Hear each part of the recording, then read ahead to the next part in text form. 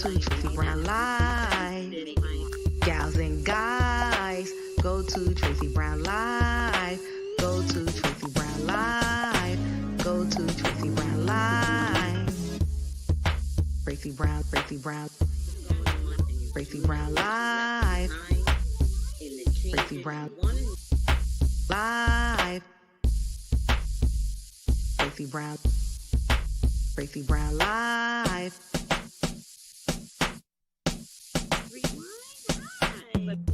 Gals and guys, go to Tracey Brown Live. Go to Tracey Brown Live. Go to Tracey Brown Live. Gals and guys, go to Tracey Brown Live. Go to Tracey Brown Live. Go to Tracey Brown Live. My favorite symbol is the tree of everything.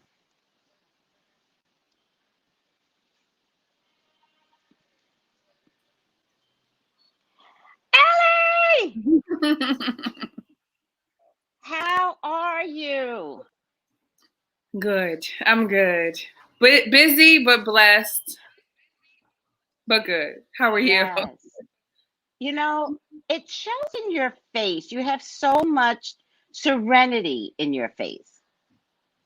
Well, okay, we'll talk about how you might have given up a lot of serenity, but what you're also doing is probably the most beautiful thing I could even have a discussion with you about, right? Because first of all, everyone, this is my cousin, all right? My talented cousin. I come from a very talented family, and she is just one of many of us. Mm-hmm. And so before we got started, I just discovered that Allie's trying to adopt two little precious ones. Two of them. A 2 and a 3-year-old. So are they boys? Are they girls? Tell me. One girl, what's going on. Boy. She's 3. He's 2. He is on the spectrum. He's high functioning, but there is delay. She also has a speech delay, but they both have been in care since the day that they were born. And so, yeah, we'll see. I've had them for only a few weeks, though. So it's such a journey. There's other words for everything. And look, there's other words, and you know my family. We like other words. We're very comfortable with other words, right? But you know, the public doesn't get our sense of humor. We're native New Yorkers, and we say things with love. So we will say, I will kill you. Mm-hmm. We do mean it. We'll never do it. Like, don't take it so personally. Right. I tell Ezra on a daily basis, I'm like, move. Just go ahead, move. I will kill you. and then Ezra goes, kill me? Kill me? I was like, oh, you think I'm joking? Now you trying my patience. Mm-hmm. But Lord, you know, he's lived. I've never really done it. he's so lived. How did you come to 2 little precious ones? And it seems like both of them are on a spectrum. That takes a lot to even accept into your home. Before you start, because I like to talk too much, for a Black person to do that is a big fucking deal. Yeah. And so I came to get them because I've always been interested in foster care. Yeah. Like from years ago when I was living in Maryland. And sorry. Yes. Okay, finish watching the cartoons, okay? Sorry. So I love it. I have no clue right now. I don't even know. But you just whatever you have to do it naturally. Don't worry about the show. It's not even going to be that time of day. There's no perfection here.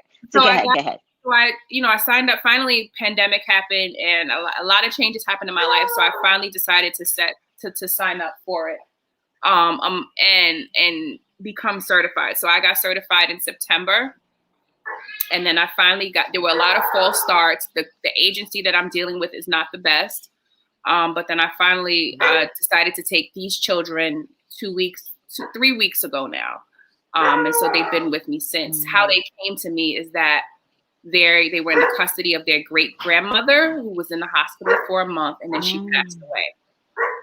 And so, oh my God. Yeah.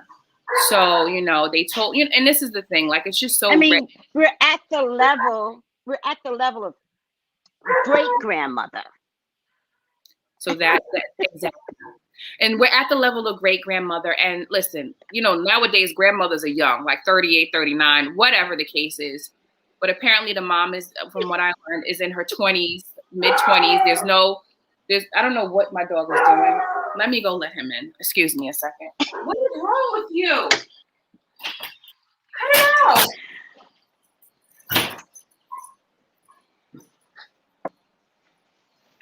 Sorry. Thank you. I also got a dog over the pandemic. So go ahead. So I don't know. I got a dog over. This is new? Oh, this is new. And since the pandemic, just to recap, I lost weight. I relaunched my business, my fitness business, broke up with my boyfriend of 5 years, got a raise at my job, got an executive board position for a national organization, turned 40, got the dog in January, got these kids in April. So this has been a year. So let's start out with that Allie is a lawyer. And that is something to be like, to me, that's the highest accolade in the family, to be honest with you. Well, come on, take it. Just take it. I'm not sure everyone, listen, I can't speak for everyone, but I'm not sure you got that. Like, right? Everyone should have been saying in the family, Allie's a lawyer. Allie's a lawyer. I'm not sure we all actually said that enough, but that's me. Well, but this is the thing that I've come to terms with, because you're right. Everybody doesn't understand what it takes. Yeah. Especially as a Black woman, first generation, going to college and graduating, let alone going to law school, growing up in Harlem, poor as hell, not knowing that we were poor, but and then having to navigate financial aid, having to navigate dealing with the microaggressions and the whiteness and the systematic things of it all. Yes. Like, that's what I don't think that everybody gets it. Like, and so that's what I chalk it up to. Excuse me, Alex. I have this tickle in my throat. And Ezra's not around, so I can't ask him for my. I apologize. And I get the microaggression. I would think school would have been the easier part than to deal with microaggression. It's school, but then also like now it was school, yeah, and school is hard. Like, it's expensive. It's hard to be in a school where everybody is smart. Law school, everybody's smart. It's hard. It's a hard thing, and then you don't have a cousin or a mentor. Weren't you like the smartest one in the family? Weren't you like that girl for all of us? That's what some people say. I think you were. But the point is that it's hard. Like, you know what I mean? Like, when it's like you keep leveling up, and it's just like, dang, do I have it? Can I keep up? And so law school was one of the hardest things that I ever did. And then I became a lawyer, and I can't believe I'm doing it now. Like, June will be 15 years. Wow. Good for you. Thank you. Wow. So the last I remember, you were working for the limousine company. So you're not with them anymore. I'm back in practice. I kind of felt that if you don't mind me saying, I kind of felt that job was transition. It was just to get back to New York. That's what I felt. No, you're absolutely right. It was to get back to New York. It was to be able to be a caregiver. It was a variety of things. But that tested my patience too. Like, grandma. Please. Oh, I didn't know you were a caregiver to grandma. Yeah. Oh. Oh. I mean, at some point, I just got out of the loop. I got out of the loop. That's what happens when you live and across I would see the country. You guys at funerals. Right. When you live across the country, that's what happens. Like when I was in Maryland, I was removed. I'm like, oh. See people, oh, you're pregnant. Oh, okay. Congratulations. Things like that, you know? Yeah. When you're not within the city. Right. Right. Just not in it anymore. Yeah. Or coming over every weekend to hang out or, you know, like we did when we were all kids. Right. Which I kind of missed that a little bit. Like at some point, it just became my dad and my mom, and everybody was coming over to my house. And although it was a lot of chaos, there were a lot of problems too. But I kind of miss the chaos of my dad and my mom and how confusing everybody was. And everybody's yelling and screaming. And some people drink and some people didn't drink. The ones that didn't drink could see the clarity. And the ones that drank was belligerent. Right. There's no medium. There was no in between. And then you had kids. No in between. They had kids running all over the place. How anyone survived? Any of those kids? With the drunks and the not drunks and the arguing. That was my favorite. When were we going to get to an argument? Soon. You can strike a match and see when it was going to occur. Counting down in 3, 2. Boom. And it's like, what happened? And it's so funny how even the ones in our age bracket should not have gotten involved. Boom. We're all sharing in the mess. Yeah. And you know, now that I try to really analyze or look back, I think the chaos was good for us as children to a certain extent because it taught us social skills. It taught us how to deal with people. It taught us about relationships. And yeah, there was an argument, but at the end of the day, you realize, all right, this is still, you know, my friend or my sister, or whatever the case is. And, you know, I may want to slap her in the mouth, but ain't nobody else want to slap her. I just found it interesting how we always can come back together. It might have taken 4 months, but we'll come back together to the same place, acting like nothing happened. No, damn well somebody's coming in salty. You know damn well somebody's coming in salty.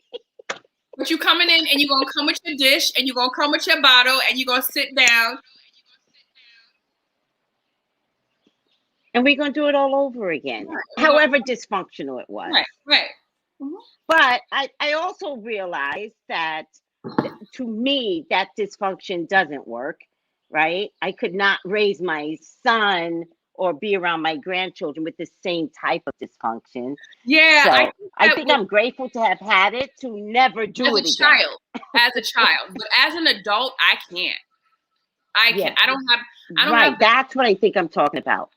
As an adult, no.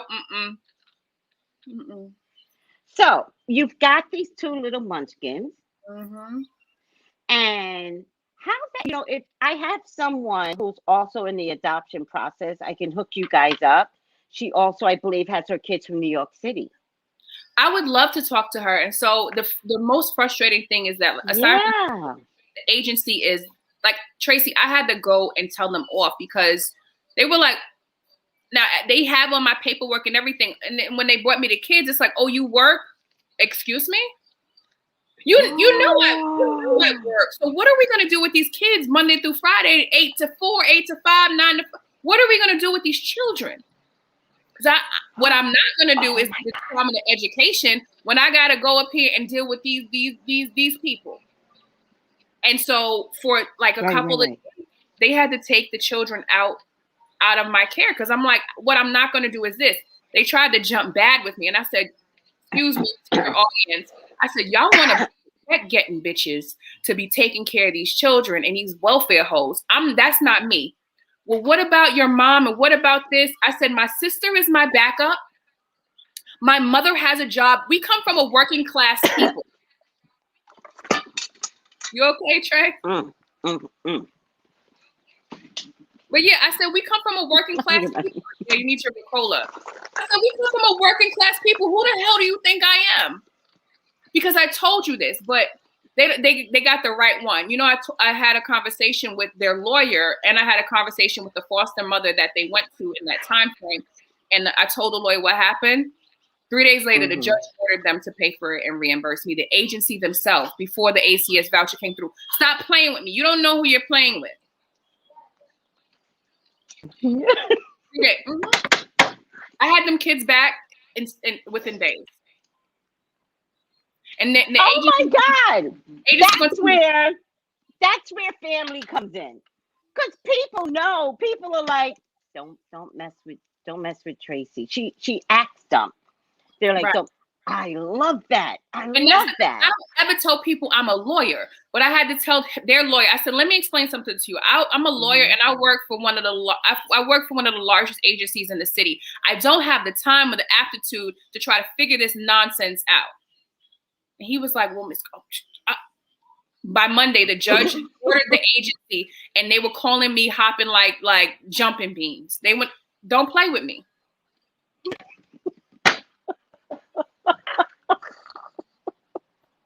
Because you're gonna move these children. You know good and hell well that I have a job. Why? Because you have my paperwork, and either that I should have had a standing voucher, or the children have a standing voucher. And if you expecting me to be one of these bums, you should have looked at my file before you even picked up the phone to call me about these kids. Right. So the vouchers for daycare, is that what I'm hearing? Mm-hmm.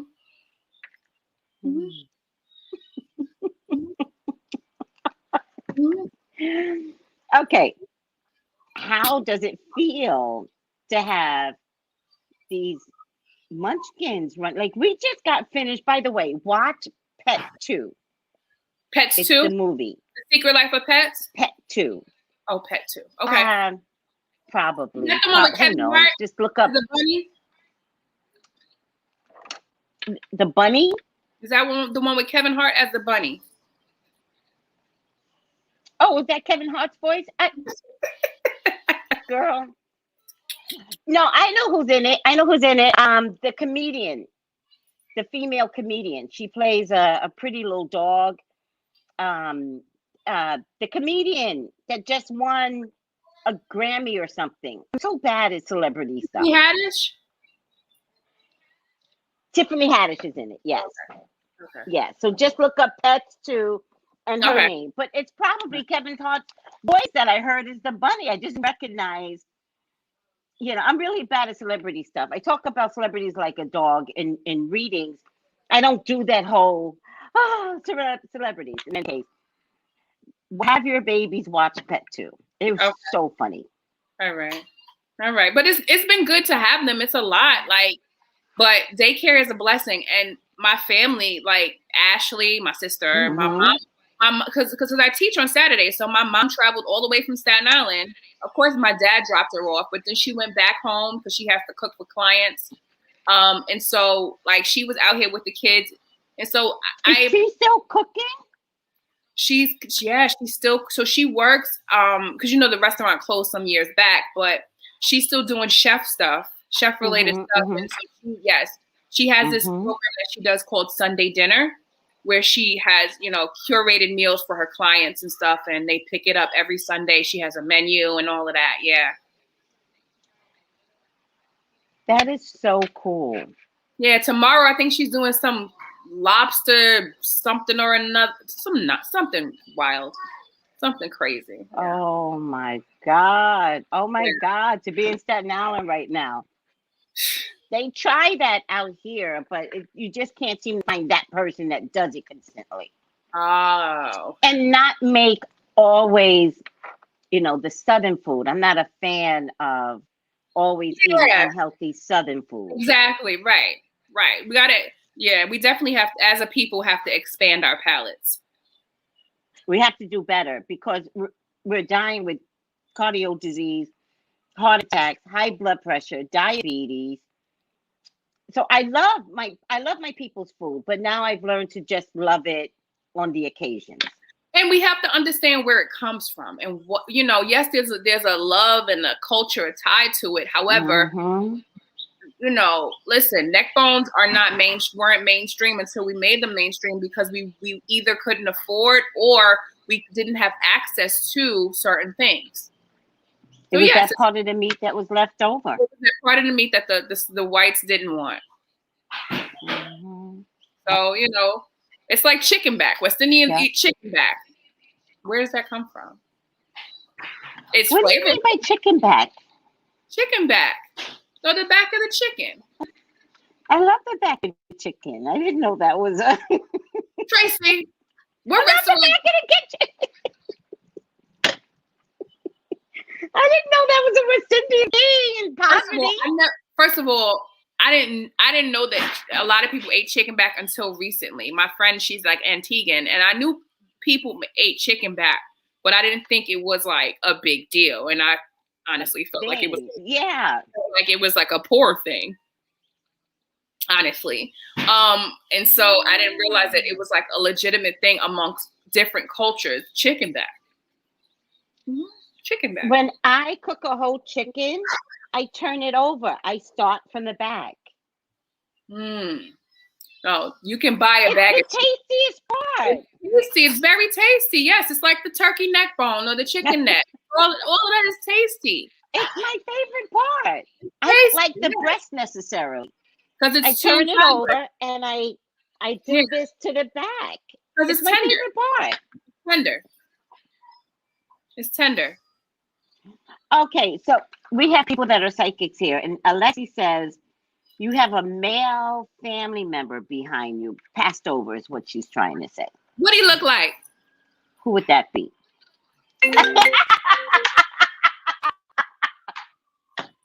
Wait. I don't know. She's not saying what he looks like. Oh. Who passed over? That's a male. John. Uncle John. Oh, that's who it is. So there's Uncle John. You know, I was shocked to find out that your other cousins didn't know Johnny. Which cousin? They weren't around at the time. They were, but they don't remember. Who? Bonnie and Marla. They know him, but not from the same place that we know Johnny. They don't really remember him and his hotness. That was a fly Negro, I tell you. And he walked in the house like the house was his runway. He walked in his mama's house and you knew he was in the room. And didn't play. I mean, he was good with the kids, but when it came to taking crap off of his siblings or anybody else, he didn't play. He is the one person I said, if he had stayed alive, none of us will be where we are today, because he would have laid everybody out. He would have visited them personally and laid them out. Mm-hmm. He would have laid everybody out. And honestly, I don't think those of us that have weight issues wouldn't have weight issues, because he wouldn't. What you gonna be? What's your hair looking like? What's that wig looking like? Where do you get those shoes from? No, absolutely not. No. You got a scarf on your head? You got me messed up. No, not this family. Oh, we missed out on a gem. When he left, oh man, we missed a good one. But yeah, it has to be Johnny. I've been told that he's been around me before. Alexi says he has issues with his eyes. Was he a little cockeyed? A little? No. I have an old picture of him, but then I have to find it. I have an old picture of him that Facebook keeps bringing up to me annually. Oh, that picture. That picture. Facebook keeps bringing him up to me, and I'm like, Facebook will remind you of good things and all the breakups.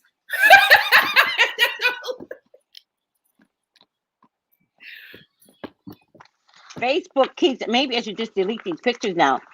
Facebook keeps reminding me of my son and his first wife. Oh. And it's just done. I can't even be like, oh, like you can't do, like it's like. You can't appreciate the memories? No, you can't even do. Oh. No. It's a lot. All right. Well, It's a lot. you gotta edit those pictures. You gotta And archive. somehow my black ass is in the middle, and I'm not in the middle. But if I say, "Oh, look what Facebook wrote up today," my son would be like, Right. Right. No, you definitely can't do that. You just gotta look at it and nod your head and then move on. but I hate missing out on memories. Like, to me, that pictures are equally as important, but you ain't gotta say nothing to him about it. Like, that's your memory. I don't. No, I have fear. No. No, that's what I'm saying. I can't share it. Good. So, how does it feel to be a mommy? Feels good. It feels good. Yeah. Like, you know, putting the timeouts and the loads of sugar, honey, iced tea shit, literal fecal matter that I have to deal with on a daily basis. Yes. Excuse me, saints, if you don't like my cuss words, but no, go for it. All of that apart, it's very sweet. They're sweet, and you know, it's to have your children come and run up to you or ask you for kisses or say goodnight and hug, and even like the littlest thing, like, I need help, please. That's where my heart is. You know what I mean? Like that part. Second, Allie, you disappeared for some reason. Ezra. Uh-oh. Hold on a second. What are you doing? Get over here. Is Dad on the phone? Okay, good. Wait, say hi to Allie. Allie's on the on my show, Brian. Hi. Allie's on the show. I don't know if he can. Hi. We gotta have a family reunion. Yeah. But in any case, Allie, who are you? Who am I? Well, the West Indian part of me goes, who am I? The boys, them sugar from Beanie Man. But I am if I had one word, doesn't have to be one word, but go with the one word and then give me more. I'm a coach. I'm a motivator. I'm a daughter of Christ. I am an empath. I am a people person. I'm a community builder and a fellowship facilitator. You know, two things I didn't say is that I'm a lawyer and I'm a fitness coach, because I think that at the core those are titles, though. Those are titles. Exactly. Because at the core of what that really means and where I'm going with my career is about people. It's about making connections with people, facilitating professional wellness and personal wellness in either sphere. And so, you know, I'm ever evolving. I'm a woman. I am. I'm a feminine entity with some masculine tendencies. You know, I am a Black woman in 2021 that is experiencing her fourth decade, so her fourth quarter. Not quarter, because I intend to be here for about 87, 97 years, but which is what our family history mandates. Period. On period. Right. Period.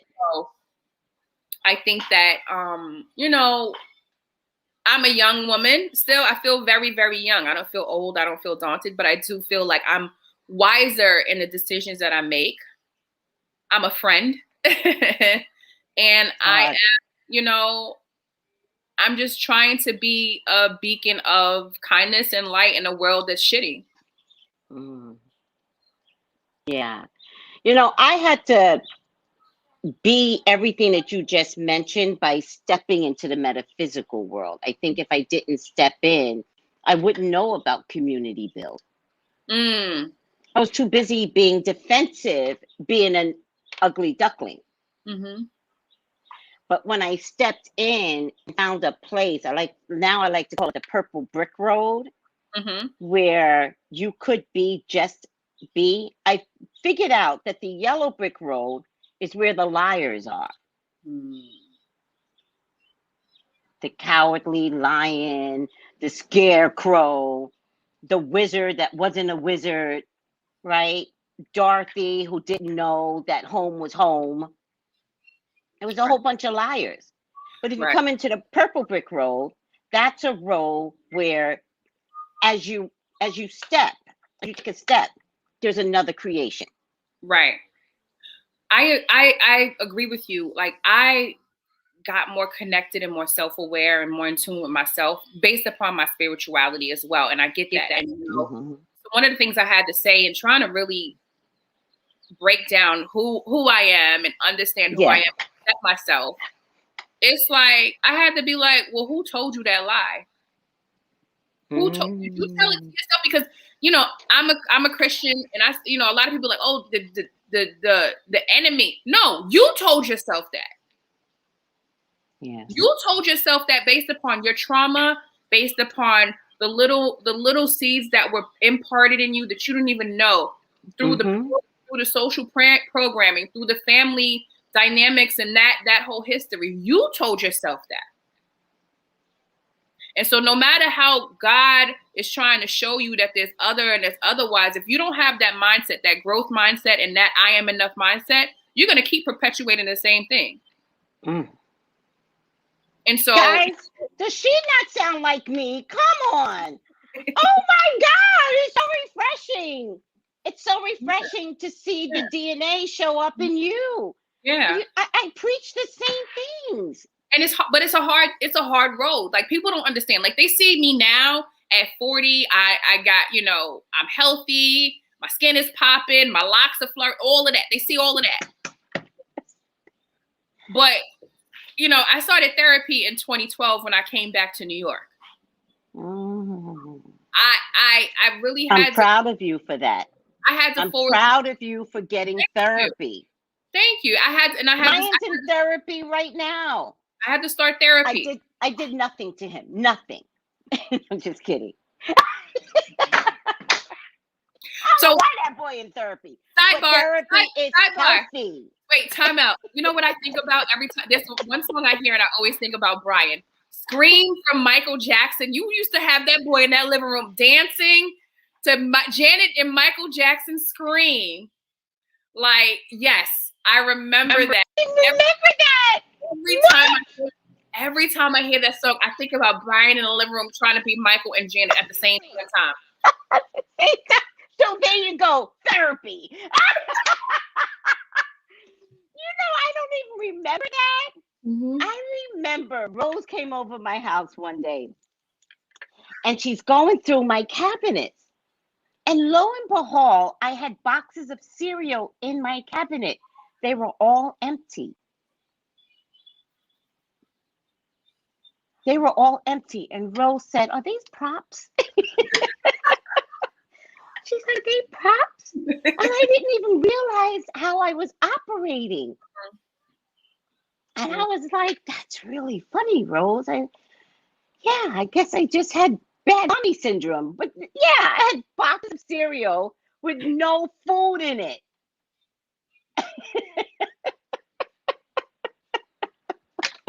You was living like ACS was about to come in your house and look. Talking about surprise. Hello. We got food. Meanwhile, you praying in the back like, "Dear God, please don't pick up one of them goddamn boxes." Like Rose did. It's so funny how you don't know how you operate until somebody comes back. I don't even remember that poor event between Michael Jackson. I know Brian don't remember. That is hilarious. But are you saying I was forcing him to dance? What was it? No. That was his jam. Like, no. You were just encouraging it. There was no limit to how many times he could hear that song and dance. Okay, now I got it. There was no parameter. Like, it was like, "Oh, this is the last time, Brian, and you're going to bed." Like, there wasn't that. Now I get it. That would be me. It's so sad. Meanwhile, I'm looking like, if this little nigga's legs don't get tired, and he gonna sit the hell down. One more fucking time with these white socks on. Coughing. Oh God. Mm-hmm. That is definitely me. I would not have cared. I would not have cared. I'm like, you get tired of this. And this is before cell phones, so you were doing nothing else. You were doing nothing else. You were doing nothing else. This is before cell phones, AirPods. You didn't have a Discman, a Sony Walkman, nothing. You had nothing. Nothing. Nothing. Oh, what hell? That is hilarious. Oh my God. So I also love your religious side. Oh, thank you. It took me a lot to talk about it. But you know what? In me evolving, it took me a lot to talk about it because I felt, I'm not afraid to say I don't struggle with imposter syndrome. And I felt like I was an imposter, not imposing, but, not an authentic, quote unquote, Christian. It's hard to be a good Christian because no one knows what that means. There's no such thing as a good Christian. Right. Let me tell you something. If DMX could DMX, and this is the thing, people don't understand him. I've been a fan. I was a fan of DMX when I was not supposed to be a fan of DMX because I was too young. Yeah. I remember when he was on couples therapy with his wife. The first season, and I was in school. I think I'm gonna look that up now. And this man who talks about God, Jesus, God, told his wife, I don't care. I will fuck until my dick falls off. No. Look it up. Look it up. He told that on national television in front of all those good blonde people that they do not know how to handle it. And I remember talking to my friends like, this is VH1 before it was a thing. Right. Basketball Wives. This is VH1. Right. Right. This wasn't VH1 understanding Black culture. So DMX came along and broke the mold. Yes. And so that was a long time ago. So it took me a while to, you got to accept yourself. And then you have to really tie into your spiritual practice to understand that it's okay, that you're okay, that you belong here, that he is pulling for you and rooting for you and covering you even when you don't know it. And so I just had to get over. Even if he can't keep it together, he's still pulling for you. Right. But I also came to the conclusion, just since we're talking about DMX, his biggest fight was within himself. It was never with God. Right. He never said he had a fight with God, but his biggest fight was that internal struggle. And that's the thing. People think you have to be perfect, perfect X, Y, and Z according to society standard. But God says, "Come as you are, and I will accept you and meet you where you're at." So it's not repeat that one more time. Wait right there. Repeat that one more time. It's God will meet you where you're at. And so it's not like Michelle Obama, when you go low, when they go low, we go high. When you go low, no, God gets down up under you and meets you eyeball to eyeball and says, come on. Damn. That's the difference. Damn. Hold on a second. What's up, babe?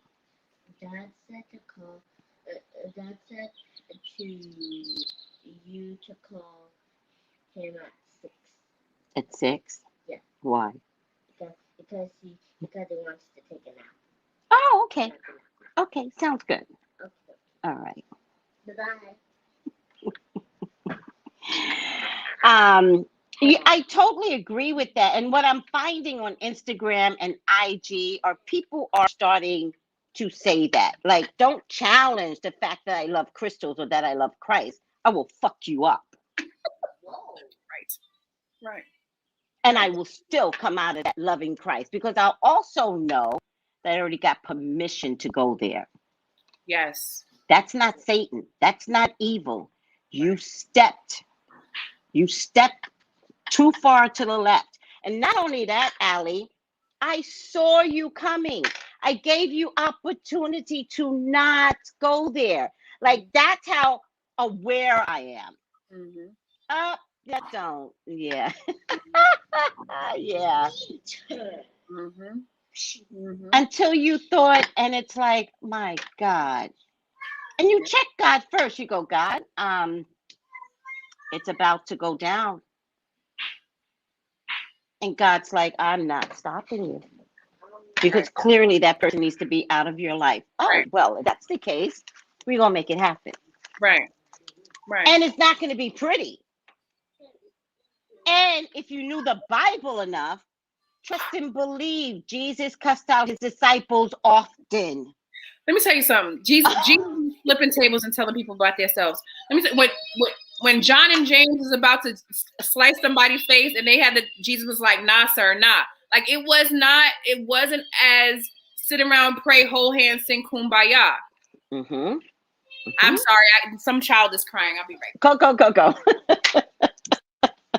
I love this. How's everybody doing? Oh, you love the cereal box. Yes, I try to be perfect, and I feel inadequate. Stop trying to be perfect. It's so exhausting. Tracy and Allie sound like family. We are. We're actually direct cousins. Do you want to paint the walls? He wanted to acknowledge the comments. Alexi, thank you for that. We honestly feel it's like it's our cousin Johnny. He had issues with his eyes. There was something, he had huge, big eyes. But I think the picture that I have here in Facebook, there's something there with his eyes. I'm going to show it to Allie later. All right, I'm back. What's going on with the babies? I don't know what's going on. James is the boy who's, struggles with, he's more on the spectrum, clearly. I have him in the crib because she will beat him over the head like he owes her child support, and I've support him. And he can't articulate it, and so he also doesn't fight back, because if he did, she would do it only one time, and then he would lay her out, and then that would be it. And she's the younger one playing this. She's the older one.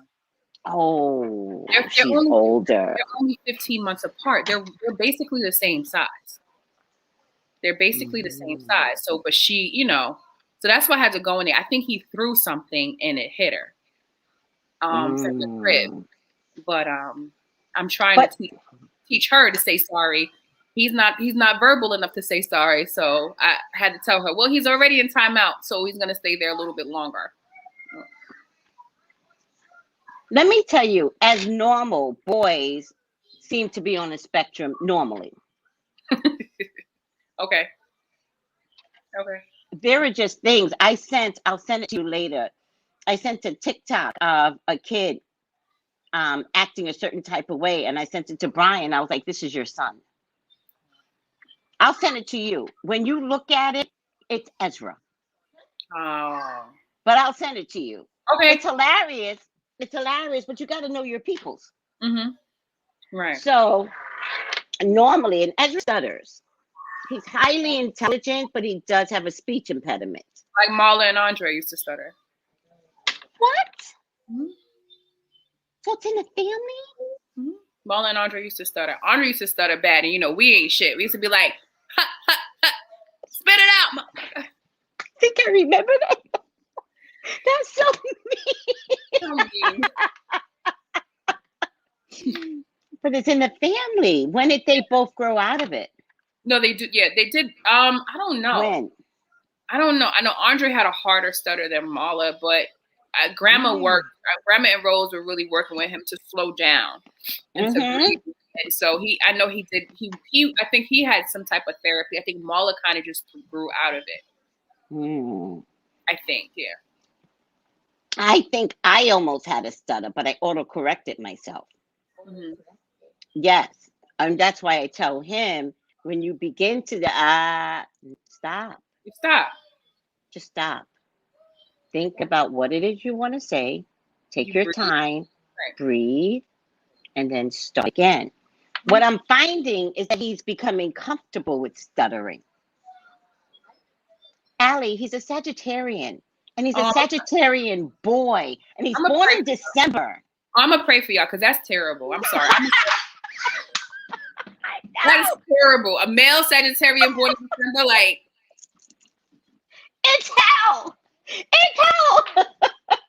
I spent so much time going, get back here. No, you're not going to act this way. Like, I'm preparing him for 18. For the world. For the world. I'm preparing him to be nice to women. He's already at a stage where he's like, he told one of my friends, he was like, are you taking care of this girl? But it was like we were driving. And he's like, are you driving this girl? And I said, who? The woman sitting next to me? The grown woman sitting next to you. I will stop this car. I will flip it over backwards. You will respect this woman in my car. Are you kidding me? I told her daughter, he was like, well, something, little girl. And she was like, Ezra, I'm older than you. Yeah. And for the audience, I can say that because I'm a Sagittarius. My mother's a Sagittarius. His mom is a Sagittarius. Like, a lot of Sagittarius. I thought when my mama died, I was like, never again. I was like, God, please, never again. Guess what God gave me? He gave me a Sagittarian son and a Taurus daughter, which was my dad. I was like, do you hate me? But you hate me? Taurus girls are more you can keep them contained. They're like, yeah, they're different. They're different. Yeah.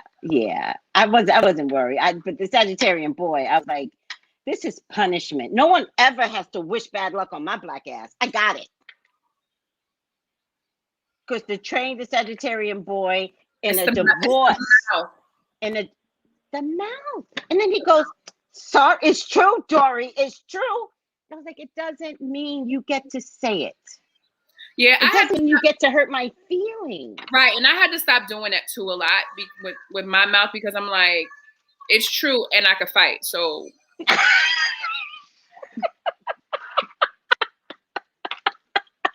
So it's not fair to the world. Yeah.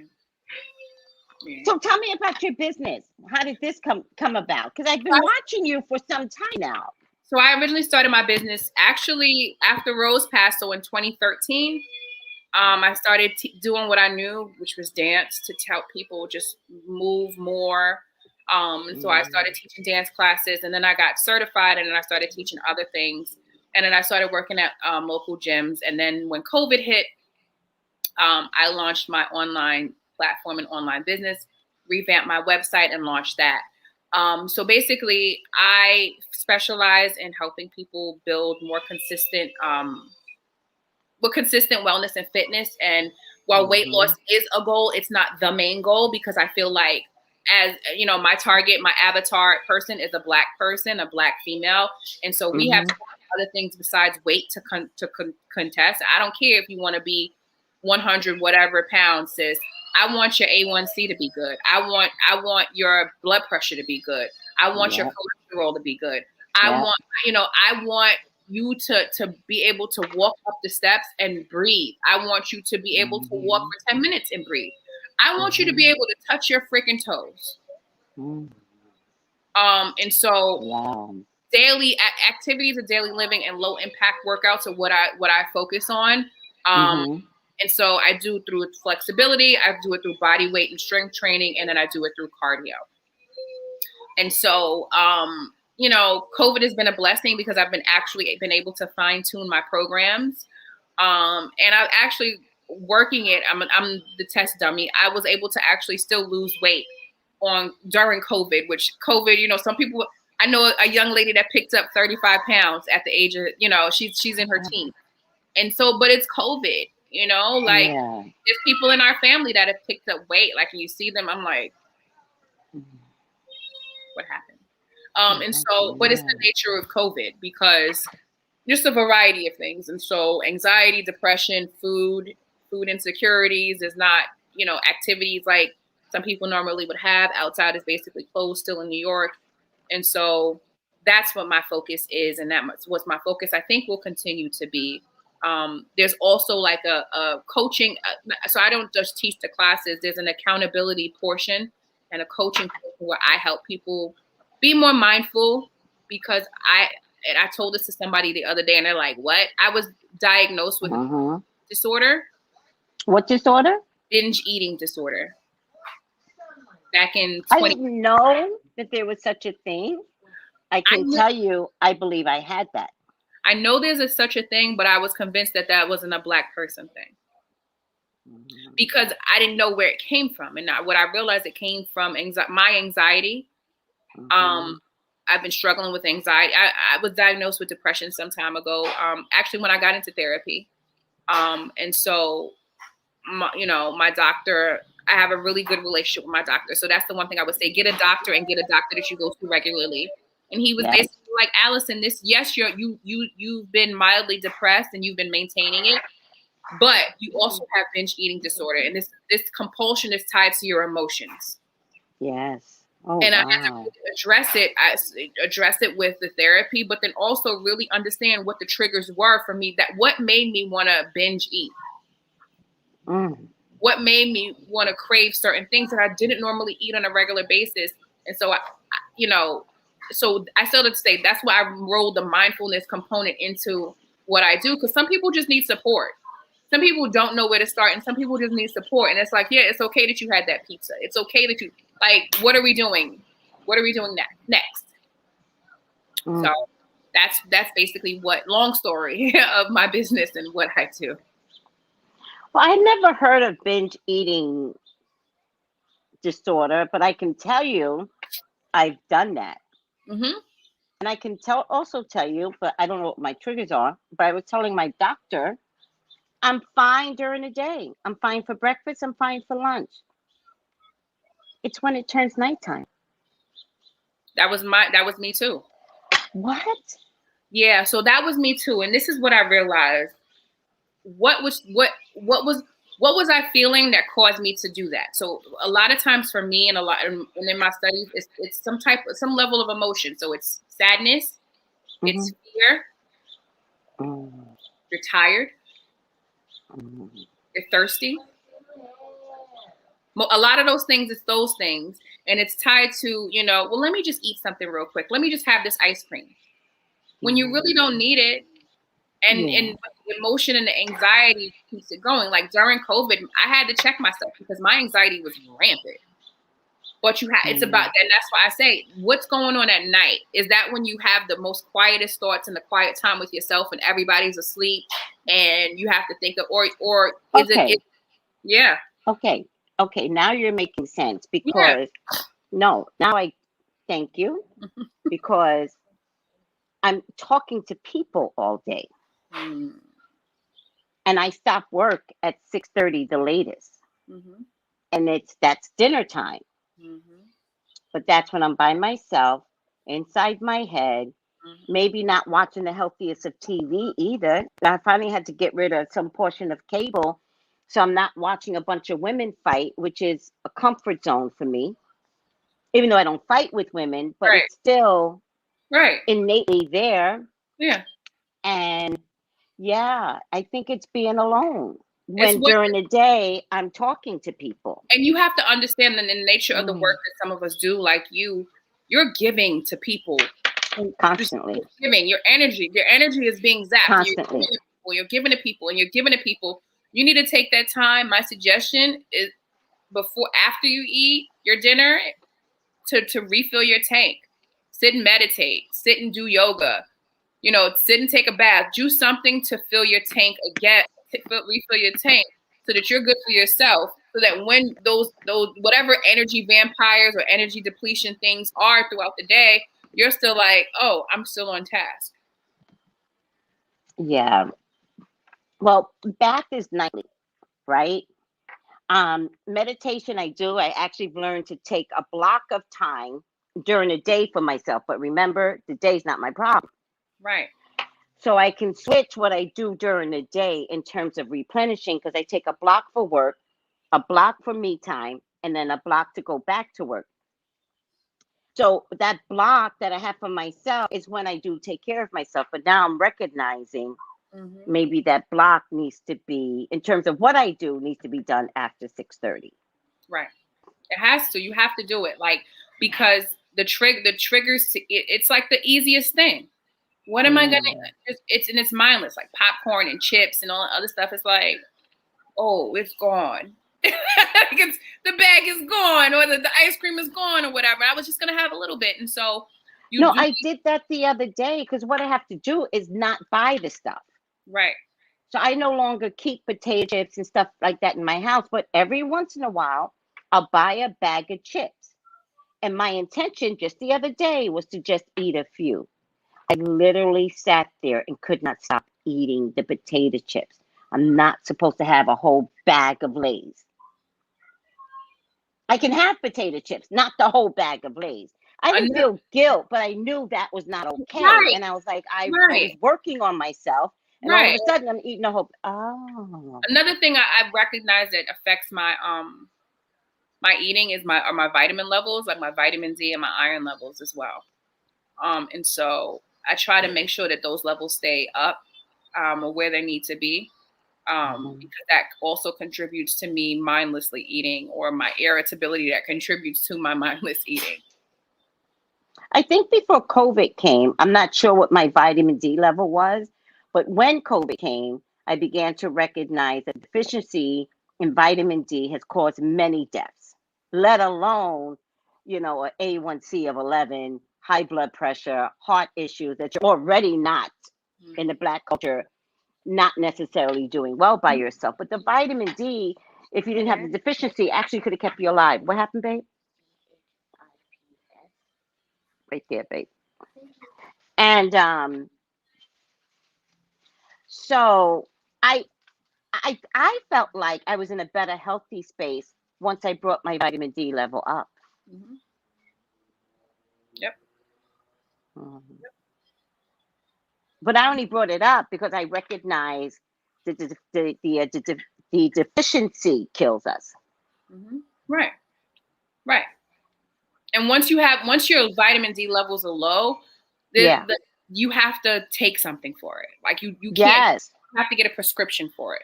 Yeah, you can't go. We can't go out in the sun and think that that's going to take care of it. No. Yeah, but I didn't get a prescription for it. I just increased it. Subcutaneous, like 20,000 IUs. I don't even care. So for some of us, like for me, I had to take 50,000. That's why I needed a prescription. When my vitamin D levels, you were low. Yeah, I had to take 50,000. Yeah, but now it's just consistent. You just take it regardless. Yeah. Now I'm at the point where I can maintain it. But I think that also helps you to lose weight. Yeah, it does. Yeah. Okay. Yeah. So I love that you have the counsel part. I love that. And I put some pictures up to give some examples of what low impact could look like. I didn't see any videos, but I was hoping to get a video up. I also like this, Allie. I like that you've got a picture of someone walking. Yes. I'm a big proponent of walking. Like, thank you. I walk every day. I think the walking is cardio, but walking can also, help you gain strength in your legs, help you gain strength in your core. And so walking is very, very important for me. Like one of the things I've done is start to develop a walking program for people. Yes. Because you need to walk at a certain tempo. My suggestion is to walk before you eat in the morning. Like what I've told some people is like, well, your commute time, how long is your commute time when you're on the train or you're driving? Use that 35 minutes to take a walk around your neighborhood and walk like you're briskly walking, like you got your knees to chest, you got places to be and people to see. Because it really helps you, your body get revved up for the day, but then also loosens you up and you already have that cardio so that if you really beat yourself up about a snack, you really shouldn't, because at least you got that first walk in. So walking is important. It's low impact. It makes a hell of a difference. And I think it's a good gateway to people to get their bodies moving. Also, if they clock it on their phones, their watches, I have a Nike app, So there's an app to be competitive with yourself. There's an app that I have called Pacer. It's free. And you just clock your steps in Pacer. Like it's on my phone and I have it attached to my Apple Watch as well. And I'll just, we always carry our phones on us now anyway. So you just get the steps in, and you just keep going, and it'll tell you the times a day that you were most active, you know, what steps you are, how long you did, how long you went, the duration, and all of that. You know, I use Yes, Nike. pacer pedometer. Yes. Yes, I use Nike, and Nike is a run app, Mm-hmm. not pedometer. Mm-hmm. So I like because I feel like, hey Nike, I'm not running every day. Like I want somebody to know I'm not running, but Right. they haven't added walking. Yeah. That's why I use nice. Pacer. Yeah, I use Pacer. I just downloaded it, and thank you for that. Which is, hey guys, you know, the show is called The Metaphysical Way to Earth Appyness. That's what the show is really called. The metaphysical way to survival, the metaphysical way to last until you're 88, 89, 90. The only reason why our grandmother lived until she was 88, no fault of her own in the end, she watched her diabetes. She measured, she always measured, like, you just measured this. She measured everything. Right. And maintained her health. I'm not sure how healthy she was when she became, at some point they had to cut off her leg or something like that. So yeah, that was the diabetes and all that other stuff, but she was also 86 years old, and her health was deteriorating. Her but skin was flawless. So she was my great grandmother, your grandmother, and so she was always old to me. She was always old to me. Like I never known her to be young. She was always old. So you were taking care of Aunt Normie. Yeah. That's your grandma. I got lost in translation. She was always old to you. That's so funny. Always old to me. But she was always nice to me. But she was always old to me. But that was the one thing I remember. Well, three things. She always was very particular about her food and how she ate when she was cooking for herself before she got sick. And she had diabetes, and she managed it so well up until her age progressed. She didn't have to take medication. Never. Until she didn't have to take because until she got the caregiver. I don't know. I don't know if before or after that. I'm not sure. But well into her 80s, she was able to manage her diabetes on her own. And then and then it's the skin. Her skin was flawless, like no matter what. So flawless. Those are the three things that I know and I always remember about her. No one knows beautiful skin like my grandmother, your great grandmother. Her skin was flawless. It was her calves were soft. Like you don't understand. Like she had whole body care. Mm-hmm. And from what I understand, she did it with Nivea cream. Oh, I knew she used Noxema too. Oh, was it Noxema in the blue? Yeah, Noxema's in the blue container. Maybe, yeah, but so is Nivea. Nivea's blue and white too. Yeah, but I remember she used Noxema because I'm like, what is this? As a kid, and I know. But it worked. Mm-hmm. Okay, so getting back to one more picture, there was something here that I noticed. And so, of course, I could tell by what you have there. These are better food products to consider. Walnuts, most nuts. Is that, what's in the center right there? Those are chickpeas. Or you're talking about, the chickpeas. Chickpeas. Brussels sprouts, I see. I fell in love with Brussels sprouts. But I noticed this hand exercise thing. Yes. Why would you have a hand exercise? Listen, I think I know why, but you gotta strengthen your hands just like you strengthen anything else, especially even if you don't have arthritis. If you do have arthritis, you have to keep, whatever. But listen, we want our whole body to be well. So you have to strengthen your hands. Especially with us typing on a typewriter and the wristings and all this other stuff, you have to keep your hands strong. And so I think that that's very important. Just like I do workouts for calves. Like I spend some time for calf workouts because my feet hurt. It's not your feet most of the time. You need to strengthen your calves. So that's why somebody's calling me. Excuse me. I'm sorry. No, go. How you all doing, by the way? You all got quiet there. What's A1C when you have diabetes?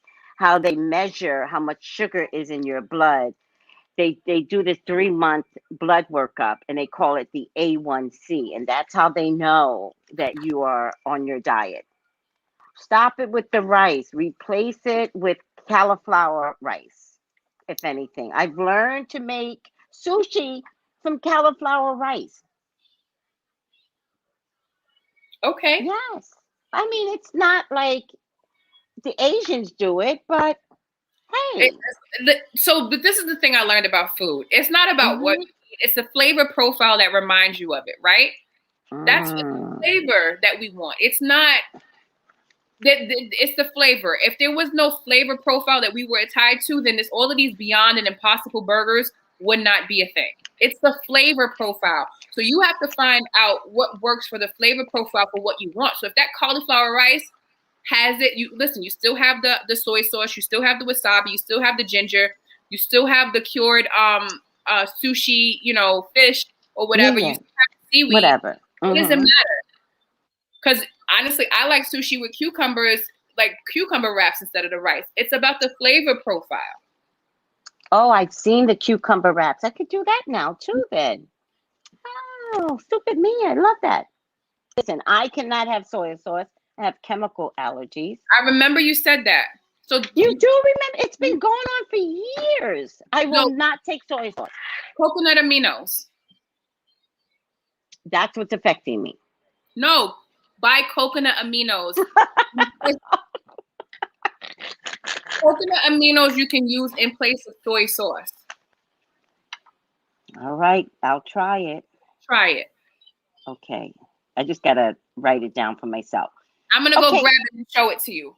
Please. I hope you guys are loving this because it is so important. Aminos. I think I can find it in my local store. Oh, I hope I can find a good substitute. This is Bragg liquid aminos. Oh, okay. All right. I would never would have picked that up. Yes. Okay. All right. I take Bragg's apple cider. Okay. And so I'm gonna show you the back. It has 5 calories per serving. I don't know if you guys can see. That's good. Yep. And it's a lot. Zero carbohydrates. I have to look at carbohydrates now. Right. So this is for 1 teaspoon. So, Let me see the ingredients. Oh, vegetable protein, iron, soybeans, water. Oh, that does contain soil. Oh. So I can't. Sorry. I didn't realize that. No, it's okay. There's coconut. So there's coconut aminos as well. I'm going to try to find it and then I'll send it to you I put this because I couldn't find the other one that I had. Mm-hmm. So I will try to find an alternative. Send it over to me. So does your IG represent the coaching aspect? Am I missing that with your IG? No, it doesn't. It only talks about the physical. So this is the thing. I'm not even going to front. I've been struggling to post consistently just because, especially over the last month or so, because of everything I was going to say, recently I haven't seen you posting. And now you know why, because of the children, because of the dog. So that's why. Mm-hmm. Yeah. Well, let me tell you that just you speaking is enough. Thank you. So if you give 5 minutes of a pep talk, even if you have to tell people to walk every day, that would be an asset. Yeah. I guess, yeah. You're right. So don't lose the public contact. Okay. That people need from you. Like it doesn't have to be big. I know you were showing exercises that were big, but it don't need to be that. Don't let us forget who you are. Yeah. And don't forget that we need you.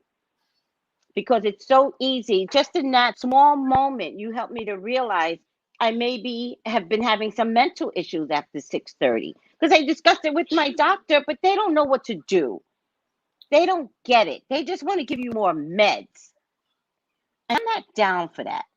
And it's like, yeah, I don't think the medical, it's hard to find a doctor that's willing to take the time to listen to you, right? Because of just the capacity of patients that they have, but then also, I'll be right back.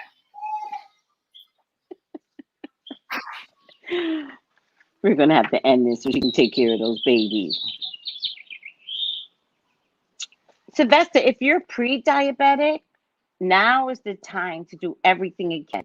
If you're pre-diabetic, exercise is going to be your best friend. Sorry. That's okay. That's okay. But you're right. The capacity for the doctors and the amount of patients they deal with, they don't hear well. But listen, I'm going to let you go. Thank you. Give me I could tell. Wait. They were amazing in the time that I had you. So we're not going to take advantage of them. So I'm going to find the coconut aminos that I did buy, and I'm going to post them on my page, and I'm going to tag you in it. Sounds good. And I'll try to also find, because there's soy, you're not the only one that has soy sensitivity. So I'll find it. It's a chemical. Like, I was going to go live in Hawaii, but I cannot, because everything they have is soy.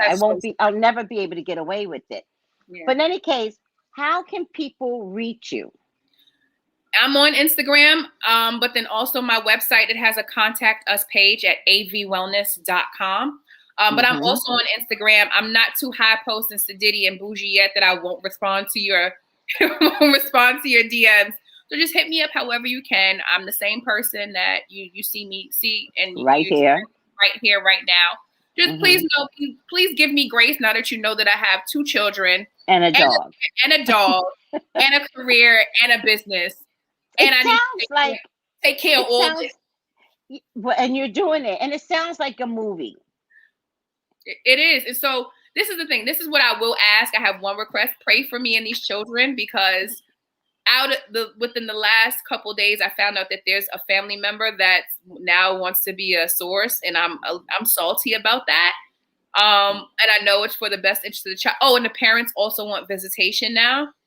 And so I'm salty about that, but I know it's supposed to be in the best interest of the child. I was heading towards trying to adopt these children, and now everything is up in the air, and I know whatever's will is going to be God's will, but even if it doesn't work out for my favor, I just want me to be good. I want my family to be good, and I want the children to be good. So I would appreciate well wishes, thoughts, and prayers for that.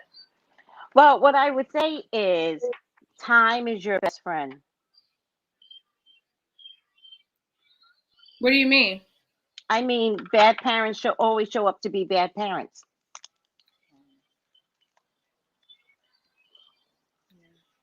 Time is your best friend.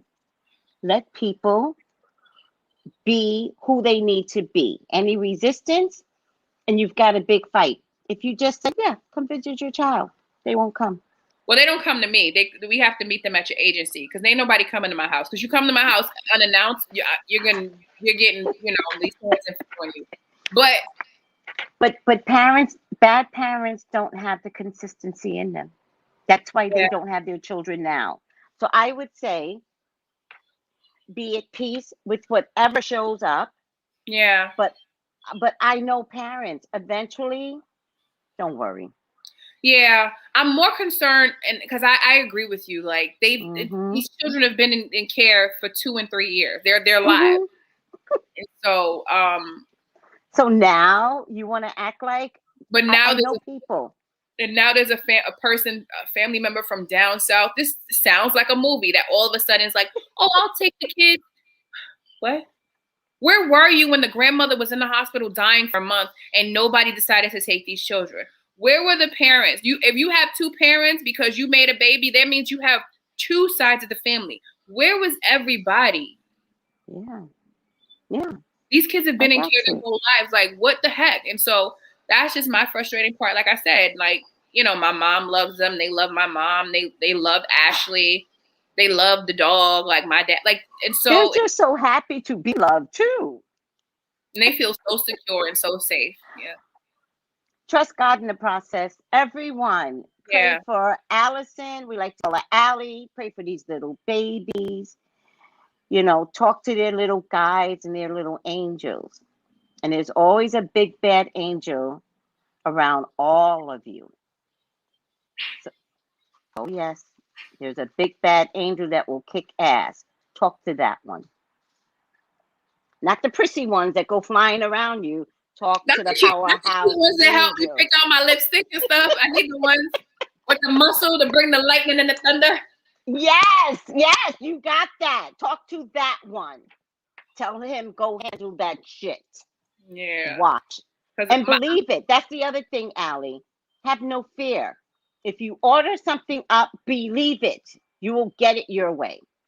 Doesn't mean you get it in your time frame. And that's the thing. Like, I don't have a time frame. Like, because honestly, the system is terrible. There's no reason why these kids should have been in care for 3 and 2 for their whole lives. It's supposed to take 12 months, and they're supposed to make a determination. Oh. But you know, whatever. People work the system. Whatever the case is. And so, yeah. I just wanted to work out in whatever time frame it is. I'm not in a rush. These children need a lot of help. They need a lot of services. They need a lot of support. And you know, but I feel like they're mine. That's spoken like a true mom. I feel like they're mine. Oh, I feel like they're mine. So I think it's beautiful that you're at this place in your life. It's beautiful. Thank you. It's, you know, it's weird how life, because I was telling somebody in a year ago, I was in a relationship that we were officially broken at this time, but finishing that and just dealing with the thought of, oh shoot, I'm about to be 40 years old. I'm not married. I don't have any children. Like, what am I going to do? I'm not doing this for all of these things to happen. And I'm here. You know, it's just like, wow. Like, and there goes God. Look at God. Because what a difference a year makes. What a difference. To be honest with you, I don't know, Allie, you look pretty happy to me. I am. So that's the thing. I am. Like, I'm not unhappy. When I lost the kids for those days, I was like, I didn't think about how single I was or what my dating life would look like. I was like, I just want the kids back, you know? And so it's, you know, I think in God's time, everything will happen. I'm confident somebody will come my way. And, you know, and I'm also asked God for $6 million because I'm dreaming big, just all around. So yeah. I like to tell people, go for 45 million, you'll get the 6. Oh, okay. All right. All right. All right, girl, get up out of here. I'd love to see the babies one day. I'm going to text you a picture. I can't put them on any social media because... No, I already knew that. Okay, but I will text you. Disrespectful. Absolutely. No, I already knew that. I didn't ask to see them or nothing. No. The agency prohibits, the state prohibits any social media for children that are in the custody of. So, but I will text it to you. That's the one thing they got right.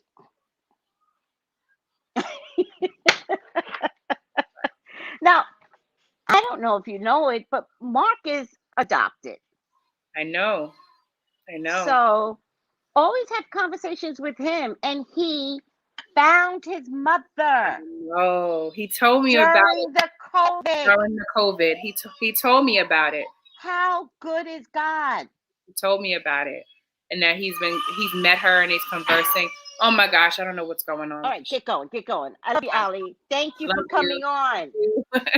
Take Bye, it easy. everybody. Bye. Pray for Allie. Pray for Bye. Mama. Love you, Trey. Listen, guys, my brother Mark is adopted. Get going. Can you? I don't even know how. Oh, you don't know how? Let me. I got it. Bye. You got it. Okay, good. My brother Mark is adopted. Came to us 11 months old. And he's recently found his mom. So I don't know if I'm worried about Allie. I know that fostering is something I know in my family. My grandmother fostered 16 children. I think that's excessive, Grandma, but also when she died, she had one of the biggest funerals because she was the most loved foster parent ever. And I know good things can come out of fostering. So I'm going to keep her in my prayers, and maybe as a part of my nightly meditation, since I know binge eating has something to do with my emotions, which now makes sense. And I really appreciate her saying that. Like, who knew? I knew, but I didn't know. No, I didn't know because I kept telling my doctor my problem is nights and no one would help me. And look, Allie solved my problem in 10 minutes. All right, guys, I hope you love this show. I hope you guys can see why I put these shows on. You never know what you're going to get out of this. There's a lot of children out there that need foster parents. So I know the system is not made well, but children need people that can give an extra hand. All right, I love you all. I thank you for putting up with me. Thank you so much. Let me just see. Oh, there's a lot of talking. A lot of talking. Oh my God, I would like to adopt. Really, Kiana? Oh my God, Kiana, go for it. Thank you, Alexia. That I really feel like that is her Uncle Johnny, my cousin.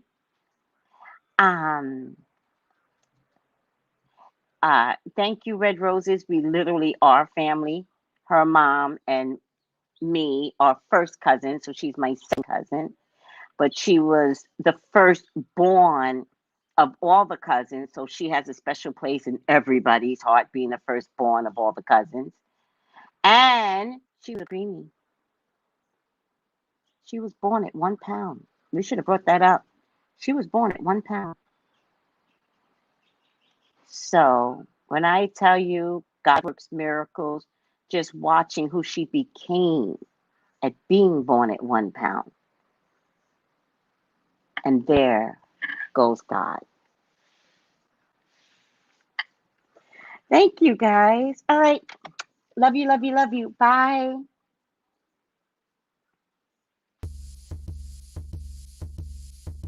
Gals and guys, go to Tracey Brown Live. Go to Tracey Brown Live. Go to Tracey Brown Live. Gals and guys, go to Tracey Brown Live. Go to Tracey Brown Live. Go to Tracey Brown Live. Tracey Brown, Tracey Brown. Tracey Brown Live. Tracey Brown Live. Tracey Brown. Tracey Brown Live.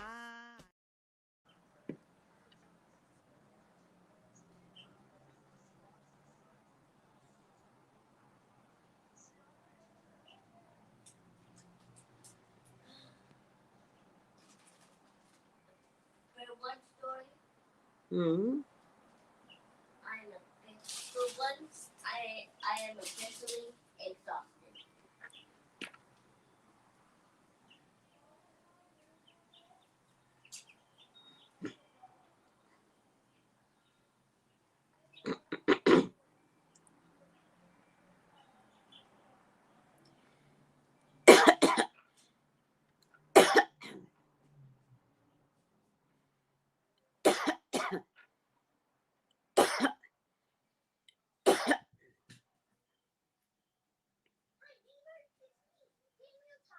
I'll be right back. Okay.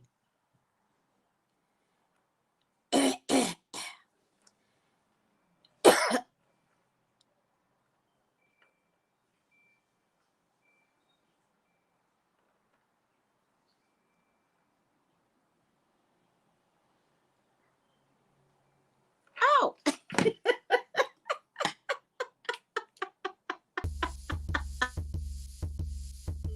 Gals and guys, go to Tracey Brown Live. Go to Tracey Brown Live.